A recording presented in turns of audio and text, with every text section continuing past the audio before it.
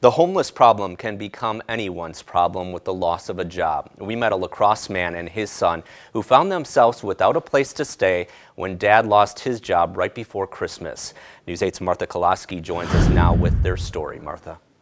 Well, losing a job can cause a domino effect in anyone's life. With no steady paycheck, you can't pay the bills, you lose your place to stay, it can ruin your credit, and if you have kids, it can leave them wondering where they'll live and even go to school.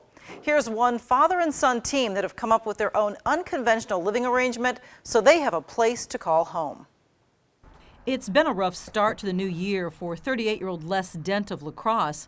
After losing his job at a local hotel and with just $300 in his pocket, he's now checked in as a permanent guest at America's Best Value Inn so he doesn't end up on the street. I've become probably the best microwave cook there is. Living out of a microwave is very tough. You can't cook anything in here. You gotta literally live out of a microwave. It's terrible for your diet. There's not much fridge space, so we get what we can get and we eat what we eat, and we just got to deal with it. He's since found a new job in the hotel business and is trying to save some money. But some might wonder why he doesn't just go to a local shelter to get back on his feet. I would lose all my pride and all my self-respect going to a shelter. A lot of people have mental health issues. I have some myself.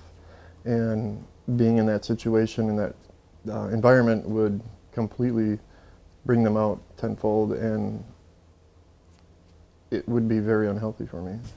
And while Les spends part of his day at the small desk in his hotel room, his 13-year-old son Mikey stays busy as a 7th grader at a local middle school.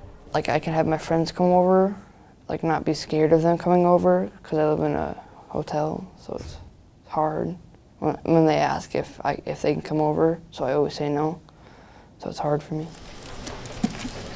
Flowers. There's nowhere for him to go outside and play with anybody. He goes outside by himself and throws the football to himself, and it's depressing. I'm a QB, quarterback, so I have to throw it into a dumpster, so it's hard.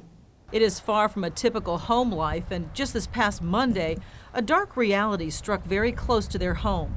When it was discovered just across the hall, a young woman was found dead in what is suspected to be a drug overdose. That morning, I told him, Michael, you got to stay in the room. He asked me why. He's 13. I told him, I said, there's a lady passed away across the hall. So it was like scary, traumatizing a little.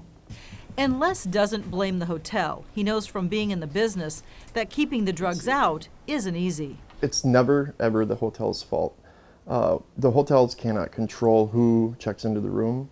What I mean by that is third-party reservations such as Orbitz, Hotels.com, Expedia, they can't turn those reservations away because they could run the risk of possibly losing those contracts. Les and Mikey know they don't have any control of who is checking in and who is checking out where they live, so they're relying on each other until they hope life takes them beyond a 2-bed hotel room. It's something for you. It's amazing. Ta-da. Sweet, I'm taking that home. Until some miracle happens and we get into a home, but I don't know how that's going to happen. All right, well, you can see, both Les and Mikey admit it's so hard to share the same room, just one, 2-bedroom room like that. There's just no privacy, and they do really hope they can afford their own apartment or a home someday. In the meantime, though, Les is just making sure that Mikey does get a lot more opportunities to spend time with his friends outside of the hotel. Yeah, making the best of the situation, and really they are are trying to get out of it. Yeah. Okay, thanks, Martha.